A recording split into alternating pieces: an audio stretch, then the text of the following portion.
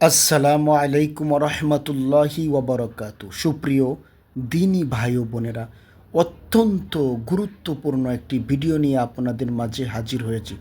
আজকের এই ভিডিও থেকে আমরা জানতে পারবো রিজিক বৃদ্ধি করার কোরআনি আমল কি। কোরআনের মধ্যে এমন কি আমল রয়েছে যে আমল করলে রিজিক বৃদ্ধি হবে, রিজিকের দরজা খুলে যাবে, রিজিকের অভাব অনটন আর থাকবে না। তাই সম্পূর্ণ ভিডিওটা দেখার জন্য সকলকেই অনুরোধ করা হলো। এরকম ইসলামিক ভিডিও পেতে অবশ্যই চ্যানেলটি সাবস্ক্রাইব করে রাখুন। সুপ্রিয় দর্শক, এই ভিডিওর শেষে এমন একটি দোয়া থাকবে, যেই দোয়াটি পড়ার পর আল্লাহ রব্বুল আলামিন আপনার মনের সকল আশাগুলো পূরণ করে দিবেন ইনশাআল্লাহ। তাহলে শুরু করা যাক রিজিক বৃদ্ধির কোরআনি আমল। সূরা নূহে আল্লাহ তাআলা তার অনুগত বান্দাদের রিজিকে বরকত লাভের জন্য সুস্পষ্ট দিক নির্দেশনা দান করেছেন। আল্লাহ তাআলা বলেন, অতঃপর বলেছি তোমরা তোমাদের প্রতিপালকের কাছে ক্ষমা প্রার্থনা করো, নিশ্চয়ই তিনি অত্যন্ত ক্ষমাশীল। তিনি তোমাদের জন্য প্রচুর বৃষ্টিপাত করবেন এবং তিনি তোমাদেরকে ধন সম্পদ ও সন্তান সন্ততি দ্বারা সমৃদ্ধ করবেন এবং তোমাদের জন্য উদ্যান স্থাপন করবেন এবং প্রবাহিত করবেন নদী নালা। সূরা নূহ আয়াত 10 এবং 12। সুপ্রিয় দর্শক, কোরআনের দিক নির্দেশনার আলোকে বোঝা যায় রিজিকে বরকত লাভের কোরআনি আমল হলো আল্লাহর কাছে ক্ষমা প্রার্থনা করা।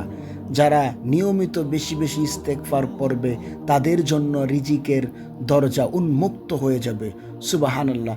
কয়েকটি ছোট ছোট ইস্তেগফার, তার মধ্যে অন্যতম হলো আস্তাগফিরুল্লাহ, বেশি বেশি পড়া, রব্বি গফির ওয়ারহাম ওয়া আনতা খৈরুর রাহিমিন। সুপ্রিয় দর্শক, অবশ্যই আমরা বেশি বেশি ইস্তেগফার পড়ব। ইস্তেগফার অনেক গুরুত্বপূর্ণ। ইস্তেগফার বেশি বেশি পড়ার কারণে রিজিকের দরজা উন্মুক্ত হয়ে যায়। সুবহানাল্লাহ। রাসূলুল্লাহ সাল্লাল্লাহু আলাইহি ওয়াসাল্লাম বলেছেন, যেই ব্যক্তি এই দোয়া পড়বে আল্লাহ তাআলা তাকে ক্ষমা করে দেবেন, যদিও সে জিহাদের ময়দান থেকে পলায়ন করার মতো অপরাধী হয়। অন্য হাদিসে এসেছে, রাসূলুল্লাহ সাল্লাল্লাহু আলাইহি ওয়াসাল্লাম বলেন, আল্লাহর শপথ, নিশ্চয়ই আমি প্রতিদিন 70 বারের অধিক আল্লাহর কাছে ক্ষমা চাই এবং তাওবা করি। আস্তাগফিরুল্লাহ ওয়া আতুবু ইলাইহি। সুপ্রিয় দর্শক, নিয়মতান্ত্রিকভাবে যে আমল বা কাজই করা হয় তার একটি সুফল অবশ্যই পাওয়া যায়। আর এই নিয়মিত আমল যদি হয় কোরআনের আমল আর প্রাপ্তি হয় পরিপূর্ণ, তবে তা হবে মানুষের জন্য দুনিয়াতে জান্নাতি বসবাস।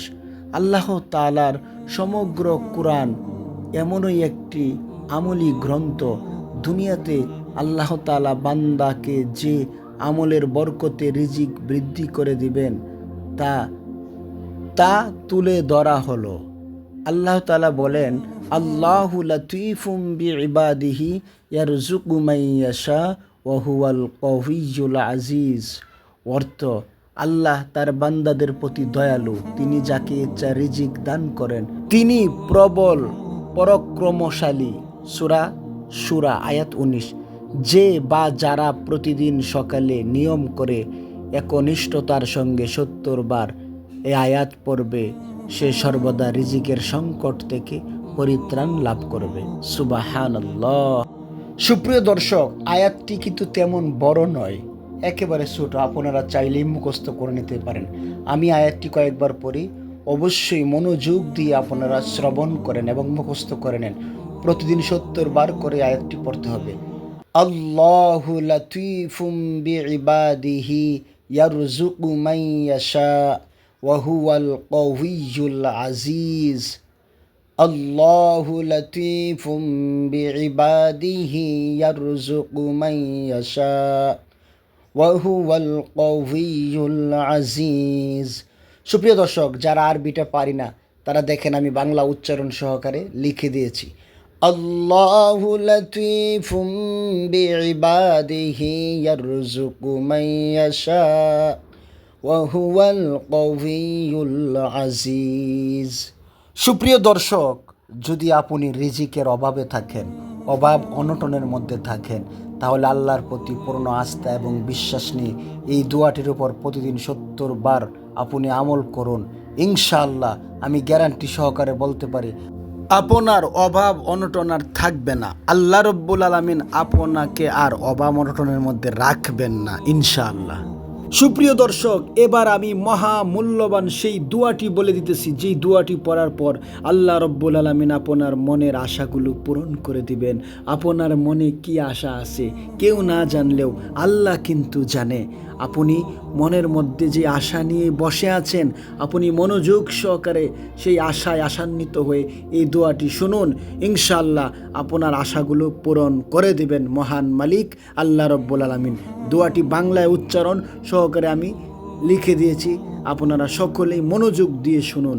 দোয়াটি হলো আল্লাহুম্মা ইন্নী আসআলুকা বিআন্না লাকাল হামদু লা ইলাহা ইল্লা আনতাল মান্নান বাদিউস সামাওয়াতি ওয়াল আরদ ইয়া যাল জালালি ওয়াল ইকরাম ইয়া হাইয়্যু ইয়া কাইয়্যুম।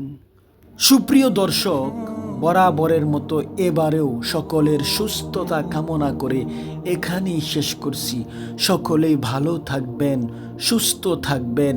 মহান মালিক আল্লাহ রব্বুল আলামিন যেন আপনাদেরকে ভালো রাখে, সুস্থ রাখে, আপনাদের সংসারের মধ্যে যেন বরকত দান করে, আপনাদের চাকরি ব্যবসা বাণিজ্যের মধ্যে যেন বরকত দান করে, সর্বোপরি সকল ধরনের অভাব অনটন যেন দূর করে দেয় এবং সকলের মনের নেক আশাগুলো যেন পূরণ করে দেয়, সেই আশা ব্যক্ত করে এখানেই শেষ করছি। আল্লাহ হাফেজ।